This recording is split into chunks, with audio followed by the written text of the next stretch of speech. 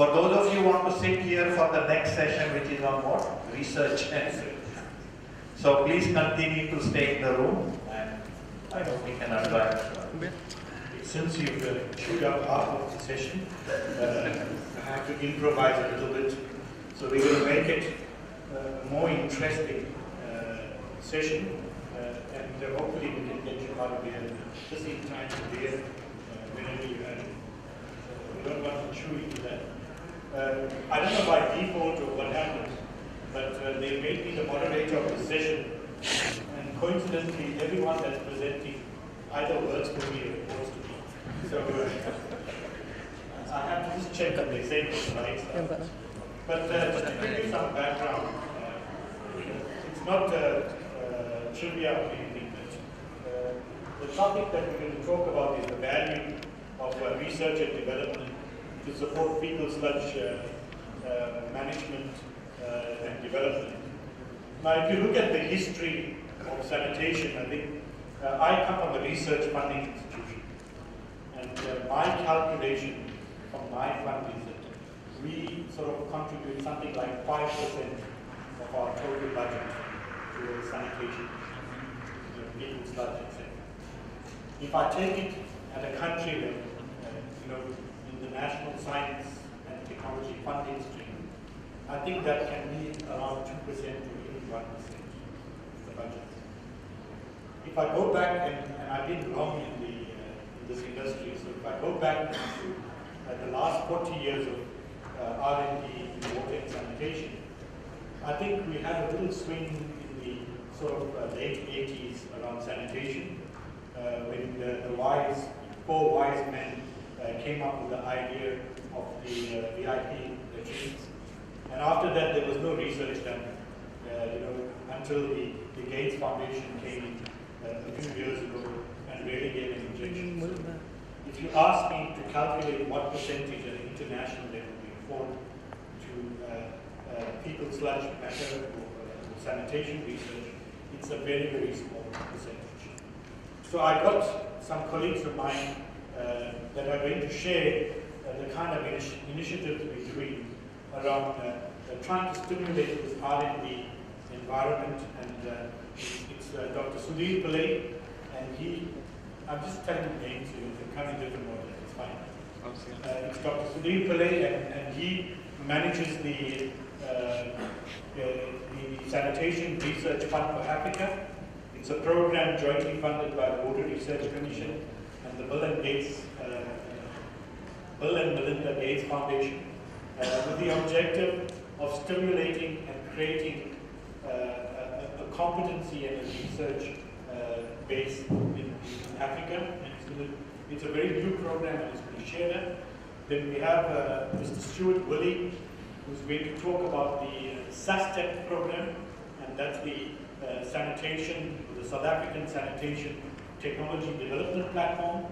And this is where we've created a mechanism of what you would call pressure testing, field testing, all those wonderful Gates technologies that are coming out to see if they work or not, and trying to improve on those technologies. And then we're going to have Professor Chris Buckley, who's over the last 10 years has become the authority of flush management, sludge management, fecal sludge management. And he's going to share his experiences around this whole, and hopefully from that we can decipher a case or a cause for why we need R&D, greater investment in R&D for sanitation as a whole, but fecal sludge management. And I'm glad they put it up as a small thing. It's a small amount of money we need, but it's a start. But let's get some ideas from it. Okay, ladies and gentlemen, I work for the Water Research Commission.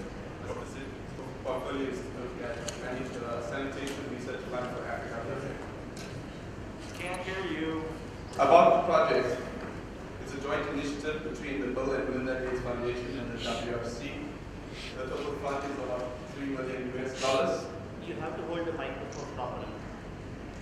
Okay. There are 12 research teams. Each were awarded a grant up to $200,000 each The project is to be completed over 2.5 years. And what are the aims of the project? Well, one was to develop local capacity for fecal sludge management in Africa and the African continent. We had two focus streams. Well, the main aim was actually to develop the capacity for fecal sludge management, but we had two focus streams within that project. One is to look at the scientific data and the characteristics of fecal sludge in the African continent. And a lot of this work is emanated from the stuff that was done in Durban, where a high variability of sludge characteristics were found. We want to have a look for designers and implementers whether a similar pattern will be observed on the rest of the continent. The other part focus was to actually get African scientists and inventors to actually develop products for desludging and beneficiation of fecal sludge. And just taking you back, I mean, when the research grants are actually awarded to the African partner only. So only the African partner gets to get the money. The reason for this fund was actually, as an example, this is a car that was made by a guy in Soweto in South Africa. He wanted to study mechanical engineering. He didn't have the chance. Okay? But he managed to make a car almost like a supercar. Okay? Design it, build a car, it works. But imagine if he had the funds and the ability and the backing to actually, to develop this product further, or was given that chance at an earlier stage. What could have been achieved? This was actually invented by another African entrepreneur or developer. He actually made this off of spare parts. Okay, and the helicopter could actually fly off the ground. Okay, no formal training in aviation whatsoever. What I'm trying to show to you is the potential is there. What is needed was the fund to actually push them to the next level. Because the base is there, can we move them forward? And that was what the project was all about. As I said, different streams, one looking at characterization of the fecal sludge, one looking at developing products for desludging and treating sludge for beneficiation. We have 6 different research teams on the African continent. They're all looking at characterizing the sludge. We have the University of Malawi, the Polytechnic, Egerton University, Juma University in Ethiopia, Makerere University in Uganda, and University of Zambia, and University of Botswana. What we attempted to do is coordinate the sampling and analytical strategies. Okay, so we gave them a series of objectives to obtain. First was to actually get the status in their country of fecal sludge management, fecal sludge management in their countries. We gave them about 100 bits as objective. That's the target to actually attain and get full characterization of it. And all of the physical, chemical, mechanical properties and pathogens, we actually try to standardize it as much as possible. Because even if you look at some of the documents I'm finding everywhere, we have some reported as milligrams per liter, especially for the Asian countries. Others are presented as milligrams per gram.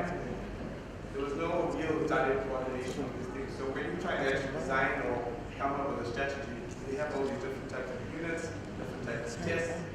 We tried as much as possible trying to standardize some of this. For the desludging and beneficiation, we had water for people in Uganda. We have in Zimbabwe, University of Technology. We have Zuzu University in the Northwest and ATL Hydro. Okay, and these guys were focused on actually developing tools for desludge and beneficiation. A lot of different technologies. I'm not going to go through it all. As I said, status of FSM, we asked them as the first step, tell us what's happening in your country, develop a product testing in the lab, and field testing. Some of the stuff that's been shown here is from the different groups. I'll just give a brief overview. Some of the reviews, I know a lot of it was done in relation to UNICEF or WHO reports. In Botswana, we actually, what the guys from Botswana found was the toilets that were implemented were very close to VIPs. There was proliferation. I think some of the important points was no protective equipment for MTS. Okay. In Ethiopia, 403 households were surveyed. 63% with the superstructure, odor and pest problems. important point, 97% without hand washing facilities, and 88% rely on municipal pit emptying services. Well, on average, 2 years, 2 times a year. The problem with that was that there were long periods for the pits to be empty. In Kenya, usually the city or municipality was responsible for the pit emptying. The sludge was treated in stabilization ponds, but unfortunately in Kenya there seemed to be a potential of resale of sludge products. In Malawi, the groups actually surveyed 221 households. They found that 67 were privately owned where the toilet was. The rest were tenants. Open defecation around 26%. How is the pit empty? We had different categories of how the pit was emptied. And about every 2 years, the pit needed to be emptied. And I think from a social aspect, half the population didn't think that this fecal sludge management was a problem.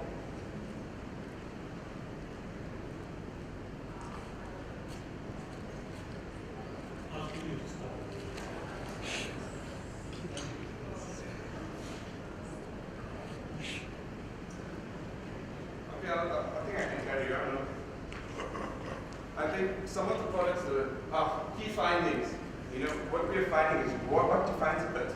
This is what the problem that came up when we first started coordinating the research efforts.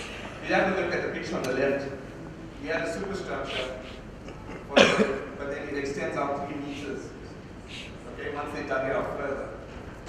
There were ownership issues, especially in African countries. Other African countries, South Africa, hadn't experienced those type of problems where you had landowner-tenant issues and varying contents of sludge and different system behaviors. Okay, and this is some of the pit routines what we covered. You know, we had to develop certain products that we developed to actually sample these pits. They weren't your traditional South African pits where you had a cement block at the back. You had to find devices that actually put in the toilet to actually take out the shit to sample. Okay, and there's some of the devices that were tested, some of them had to do it on a trial and error basis. You have the one on the far left, they call it the crocodile, to grab the shit out. So they tried different products and certain sampling tools were developed in the program. And this is some of the other sampling tools that were developed for the program. Specifically, if we couldn't fit it inside the whole superstructure, the toilet.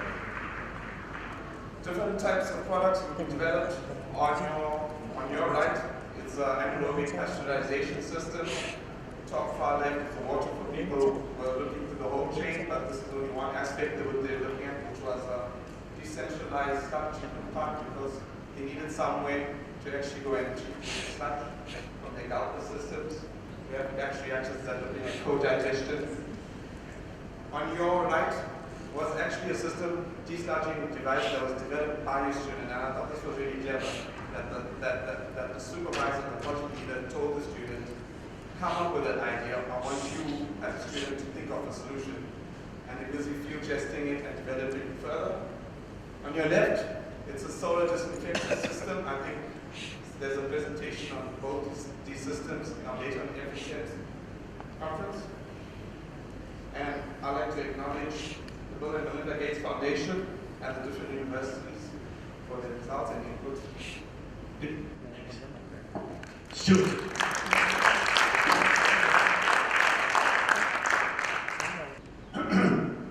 Right, as you all know, professors need 40 minutes to give a lecture, so sit back, enjoy it. Right, very simple, the message I've got for you. We have a black piece of paper here. We have an offer of all sorts of assistance in undertaking trials within the laboratories. We got a grant from Bill and Melinda Gates Foundation to help people undertake chemical analysis, physical analysis of fecal sludges. The offer has come to Durban. We have a variety of sanitation systems. We work very closely with the municipality, with the resources that have been built up with the funding from the Water Research Commission. We have the opportunity of looking at conventional sanitation, because we always need to do the comparison. We have 85,000 urine diversion toilets. There are 30,000 ventilated improved pit latrines, community pollution blocks, and so on and so forth. So when someone comes and asks us, as they did, can we supply 15 tons of urine a week for processing, we were able to do that. In the laboratory, we were able to accept fresh feces, sludges. We can analyze for thermal properties, chemical properties, biological properties. And as I say, it's open for any researcher in sanitation who wants to come and do it. It's not only limited to that, it's also for social studies, if we need to know what people want to do, how they want to do it. So, very briefly, we're open for business. Anyone that would like to come to Durban to be involved in a whole range of studies, from laboratory studies, if you're wanting to evaluate pilot equipment, if you have prototypes you need to evaluate, they're all about, we have the facilities for it all to be there. So those of you that like playing the ship, do come to Durban. Thank you.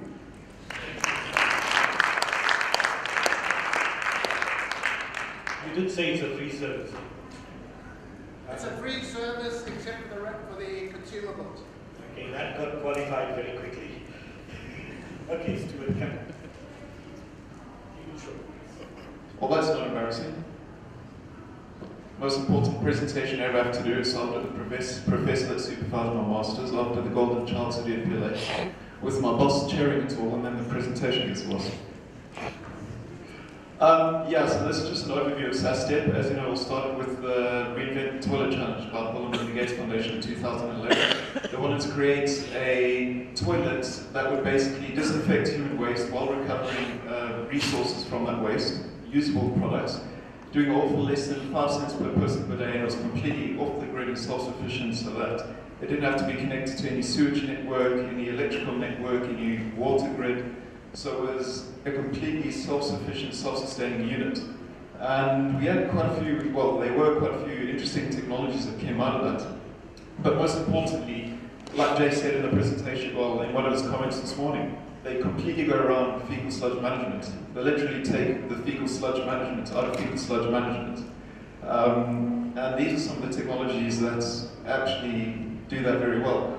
The RTI International toilet, it features liquid-solid separation, where the liquid, well, where the urine is diverted and is electrochemically treated in a process that basically breaks down the constituents and harvests electrical energy from that. From there, the solids, so all the solid waste, is gasified and combusted, and they recover the energy from that. And with the energy that they recover, they basically manage to drive the entire process. So this is an example of the self-sustaining unit, and because it's completely scalable, the technology will be applicable for both household and communal use. Another similar product is the HTC toilet in development by Weddick and Loughborough University. Again, it says, well, this one's a single-stage unit, but it uses a hydrothermal carbonization process, which is basically a pressure cooking process that takes all the waste, pressure cooks it, and comes out with this sort of biocarb plus surplus energy that's enough to run the entire process. So these are the sort of technologies that are coming out of the Bill and Melinda Gates Foundation, and there are many of them out there. These are just 2 random ones that show you the sort of technologies that we're getting out of the Reinvent the Toilet Challenge. The thing about these technologies, though, is even though the technology concept itself isn't new, they've never really been packaged in such a way like this before. So because the packaging is new, we still don't know if the toilets are 100% bulletproof when it comes to developing them in deploying them in South America, Africa, and Asia. Now, a few of them have extensive trial testing. I think this toilet has about 2,500 hours on the clock in India and is still going well. But we want to see them tested in the real-world environment. Now, the Department of Science and Technology in South Africa have the IRPDP, which is the Innovation Partnership for Rural Development Program. And this is basically allowing the opportunity to showcase and develop any new technologies that are coming out that will benefit extremely rural areas. So we have hydropower conduits, which link up to existing utilities in South Africa. The existing water networks create surplus energy for, well, energy that's coming out of ocean anyway.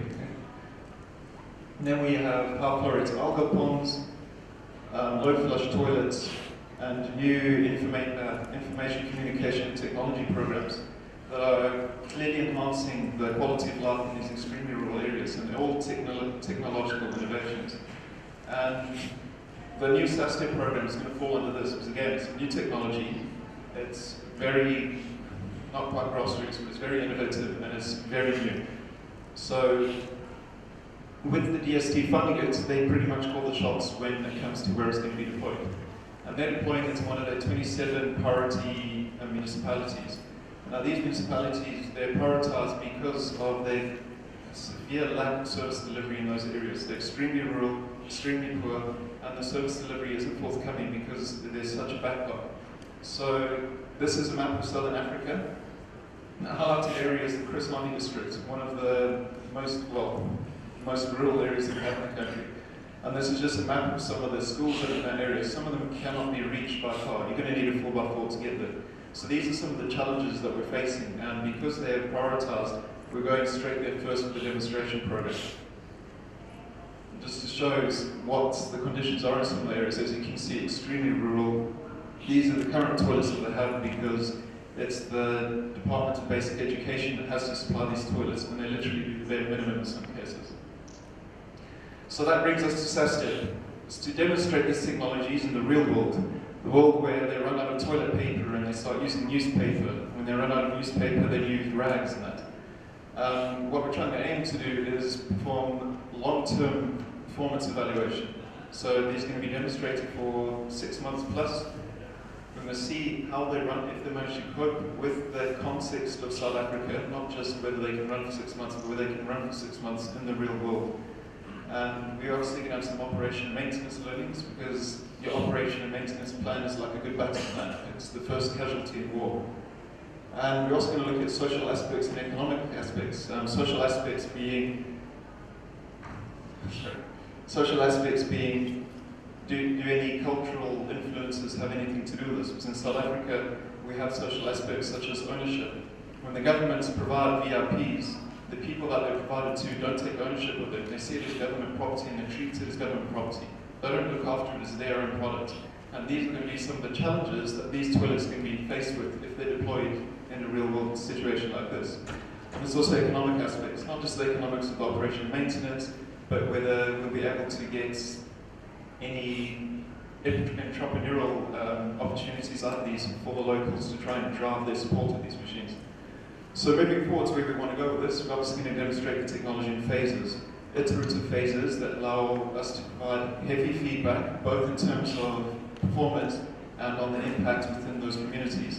Economic impact, social impact, anything that will allow us to get information and gain knowledge on how to best deploy these technologies. It's not just a matter about getting the technology developed. We have confidence that the technology developers can develop these extremely well, but we need to get the information to them to make sure that these are developed as well as they can be in the context that we need them. And on top of that, we need to try and catalyze some change, because as I said, the social thinking, the social aspect, the thinking of the people that these are going to need to change. And while it's not necessarily within the scope of this demonstration program, it's definitely something that we're going to have to focus on if there's going to be any sort of sustainable uptake in these sort of programs. Thank you. Thank you. Thank you, Stuart. Roshan, do you want to say anything? No, thank you. You okay? Second question, I will be attending. Okay, so I think you must come and answer all the questions. No? Okay, so we have Roshan from the Gates Foundation, and we have Kristen, if you want to come up. Any comments, any questions? This was sort of just giving you a kind of, you can say taste, but a flavor of trying to stimulate many different directions in R&D. And we sort of showed 2 case studies as an example. It took a lot of energy to unpack that kind of commitment from government and as well as the Gates Foundation to see that this should happen. So, any comments? People are tired. I see somebody.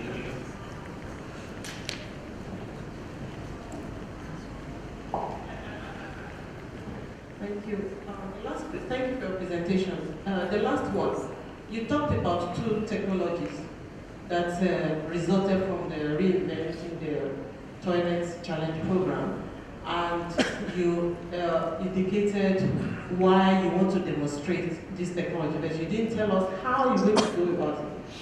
I'm interested in knowing how exactly you want to go about the demonstration.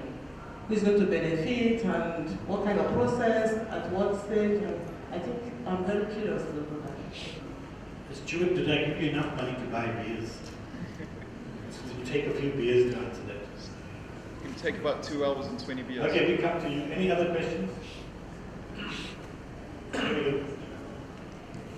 Who's passing?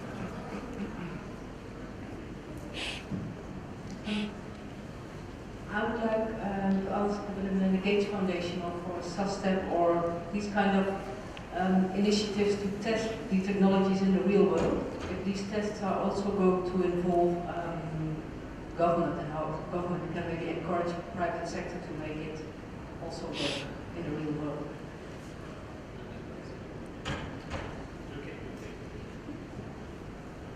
Thank you. My question is actually similar, but on the aspect of community preparation. Are you going to take it into account of how technology is tested in the real world? I mean, like preparing the building of groups and introducing and preparing the community and probably local governments, the school, communities, especially more on the social aspect preparation. Thank you. I'm going to get Stuart to answer this the exact way. If he gets the wrong answer, then I'll give the right answer. Well, fortunately, with it taking place in that area that already has a lot of the IPRDP, the Innovation Partnership Rural Development projects going on, there's a lot of those schools have already been primed for that sort of, this sort of innovative technology being thrust upon them. Some of the schools that we're going to, they've already got iPads where they stream in high-quality lessons because they can't get high-quality teachers in such rural areas. So that's how they learn. They have iPads and they have high-quality lectures streamed to them. So through programs like this, those communities have already been primed for, they're basically a guinea pig pot. They've already been primed for things like this coming through. So in that case, the capacity is there. The managers are there that already manage those programs. So this is just something that's slipping into that program. So that's one of the advantages of doing it. Yes, it's going to be different in some ways, but we honestly believe that the capacity is there, and it won't be too much to try and build on that to make sure that we can handle that. And in terms of the first question with handling the private sector, yeah, that's going to be a challenge. But part of our project is to develop a business plan that includes basing manufacturing in South Africa for those. So if we have a business plan and we have support and we have backing for already existing manufacturers to now uptake manufacture these ones, then that's increases the potential for this to go forward. And it's not just that. I mean, we are aware that it's going to be a heck of a mountain to climb, but it's definitely something that we need to try and do. We can't just sit here and say, we'll just keep the pivot trains going until the golden bullet comes along.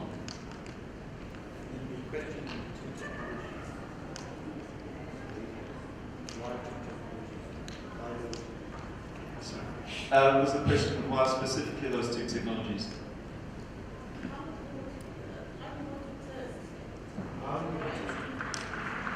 Sorry, specifically how we're going to test them, it's just going to be heavy monitoring and evaluation. Those technologies, we know that they work, they perform their function adequately, well, beyond adequately. But it's going to be a matter of engaging the community. Like I said, there's already that capacity there of managers of those sites that look after the similar programs. And it's just going to have to be extending that so that they're able to look after those programs as well. Talk to the headmasters. Is everything going well?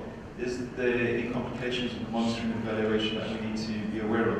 And we're also going to have people on the ground continuously assessing those. So they're basically, in the first phase, we envision them being deployed in schools. So it's very easy to control who is using them, monitor the access is going to them, and it's just heavy monitoring and evaluation to just carry through and look at what exactly is happening with those while we're testing them. student, the learning is that you must answer in very short questions. So let me help you. And the gentleman asked, somebody asked a question on why we're doing this, how we're going to do it. And the question was about community engagement, etc. So it's a leap of faith we're taking because this is really cutting edge technologies. They're quite new. If you remember the cell phone, anyone remember the cell phone? Who gets up first thing in the morning and switches on the cell phone before they brush their teeth? There's a survey that says 90% of the people now get up, the first thing they do is they switch on their cell phone. Never see it now. They never switch it on, that's it. See? So, the behavior change didn't come from you liking it. It was a very big break, and all the value adds came in. So you'll be sitting with some new generation technologies that offer you the opportunity that when you poo, you hit the button and you get charcoal recipes. Okay, and we capitalize on it. So the leap of faith is that you have many of these areas that have generations of very poor sanitation. Okay, so we're going to offer them a Rolls Royce, and we're going to see how they behave. So that's one of the aspects: is that can technology change behavior in sanitation? Because for too long we've been, Lever Brothers and Unilever, etc. They keep selling you 1,000 different chemicals every year to change your behavior. Those disinfectants don't kill bugs. They just make the toilets smell nice. But they keep selling it psychologically. And your behavior changes. You use half a roll of toilet paper now to wipe the seat in a public toilet before you use it. So the toilet guys, the paper guys make more money. And it all becomes behavior issue. So that's a very simple thing. It's new technology, creating a new market, and creating behavior change. And that comes to the design of the program against is that we don't want this kind of thing that everything's imported from China. Okay. The idea is that we want to take it, demonstrate it, and there's funding to actually create a local manufacturing and supply base. So that it's sophisticated like the cell phone. I mean, where I come from, the cell phone repair industry is controlled by the Pakistani mafia. We never think of it, but we created the opportunities for them to migrate in, and they created a whole business to keep our cell phones to survive. The screens break, the chips go, etc., and they sustain it. So we need to create those markets to sustain these things. And like Stuart said, and the comment I made earlier, is that there is a world that is there that can produce no sludge, and that can produce no waste. And it's nearby, you just have to change its behaviors. So the program is aimed to take the Gates ideas and escalate it very quickly into the real world environment and see if we can achieve all those things together. My answer was very short. Any other questions? Here we go.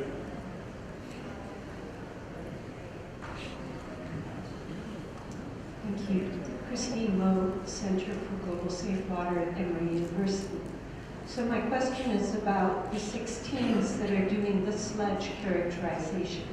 And you mentioned that there are 6 different universities. And my question is, are the 6 universities all using a standard protocol? Is the purpose of this to compare fecal sludge in these 6 different countries? Or is there another purpose for this research? And I guess the same question extends to the heavy monitoring and evaluation of the technologies. Are you using a standard protocol? Are you collecting the same indicators for all of these different schools in the district where you're testing the 2 toilet prototypes? Thank you. So, do you want to come and answer? So I was talking to the girl. What was the question? Just now. Oh. Let's take another question.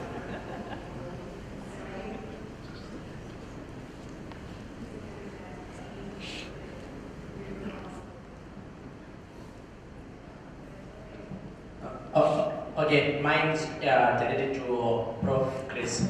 I wanted to ask, with the platform that you have established in Durban, can you take maybe to providing? I think it goes with the last speaker of the visit that maybe you could provide the protocols maybe to other institutions who will also be interested in. I also want to ask if that platform can be extended maybe to those who will be interested, like to come to Durban, they give maybe a few weeks of hands-on carrying out those characterization, so that maybe we can go back better hands-on in a better appreciation of that characterization that is established. So, Christine, I don't know if I'm jumping the gun and answering that, but I see other people are answering it very quickly. So, to the gentleman at the back there, yes, we're open for business. If you have samples, if you like training in any particular technique, you're free to contact us and make arrangements to come down to Durban. As I say, we have a laboratory with equipment, we have a certain number of staff. The only cost for you would be the chemicals or with the consumables. So there's no cost for any of the other aspects other than the consumables necessary for it, which you would have to have in any case with whatever you were doing. We have on our website the protocols we've developed up till now. We obviously are looking at other countries where we're going and we're trying out on different pits in different places. And the protocols might change in time, but at the moment we see them as being the best that we have. We have indication of reproducibility and accuracy and so on. But you're welcome. I'm not sure where my presentation disappeared to, but I will give you a website if you want a web address. Thank you. Just forgot to add that at the moment there's no duties on fecal sludge export and import. And there's no sniffer dogs if you bring it yourself. So we might use the opportunity while you're at it. Sunil, you want to respond to a side respond? No, I can respond. It was on the characterization, right? Just to clarify, it was on the characterization. So are you suggesting local, the 6 research teams to address? As much as possible. What we're finding is, we have your standard method for wastewater stuff, we FSC or anything. But what we're finding is sludge and wastewater are quite different. So there are other tests that we're trying to bring in. There's cone tests, there's penetrometer tests. Those things are needed. So we try as much as possible to bring those parts that are like really non-standardized tests for sludge and bring those in so people can get an idea of some kind of what's happening with the sludge. So is the purpose to compare the sludge? It's to give a database because a lot of designers, especially with toilets or pit empties, they need this data. When you don't have things in a similar, done in a similar way, how do you design? Just to add, I think the important lesson coming up from this initiative and why we started the gates looking at this broader characterization is that there is no standard. And we are building on Chris Buckley's SOPs. SOPs. So there is no standards, and it's the experiential learning from Chris Buckley, and we've passed it on towards working towards standardization. So it's still a long path because the kind of variabilities, like Sunil says, we see with fecal sludge is a real challenge. It's not like municipal sludge. One of the intention now as the next phase is to start developing these standards. Okay, there are other side aspects. I mentioned in like one of the countries, there's no protective wear or worn by the guys that empty the pits. I know Chris did a lot of work through the WRC funding with Nicola Rolla, where they found scarus in the masks, face masks. That changed the behavior in research to put better protective wear, better protective mechanisms in place for the workers. So similar type of things will be coming out of the project also to guide policy also. How would a pit emptier, would he need all this? Does he need it?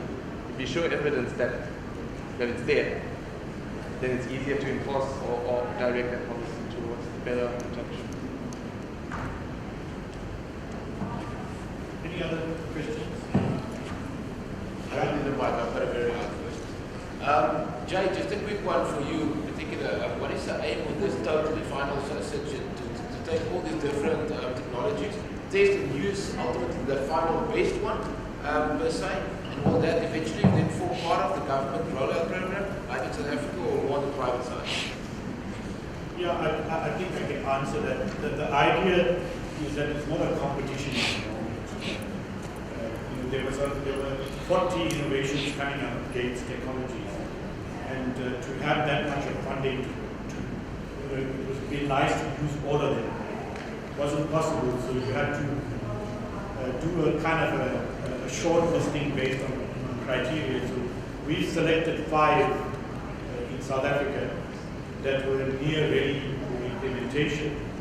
We'll demonstrate the 5 and we'll hope that the market will decide which is the best one to take forward. So there is no best one, like I said. Every solution is going to have its own circumstantial advantage.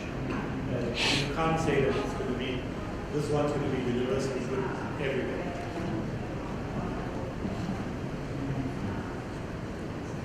Anything else? Okay, I'm tired. I don't know what you're it's my party time. So thank you very much to everyone for being here.